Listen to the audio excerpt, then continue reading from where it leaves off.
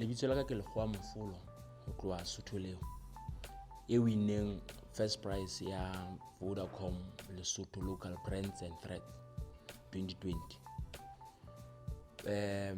Ke leboha Vodacom haholo ka monyetla o fileng ngwana wa ho bapatsa le ona ho etsa kgwebo tsa rona di tsejwe. Ke leboha ka dimpho tsohle tse ba re fang tsona e leng data ina 2 years e tlo tla re thusa haholo ntlheng ya ho hodisa kgwebo haholo dinthong tse tla be re di hloka ho tloha ho reka le ho rekisa. Ke rata hore ke re ho Vodacom ke a leboha ka ho fetola bophelo ba ka le bophelo ba basebetsi mmoho ho re sebetsang le bona Sotholeo.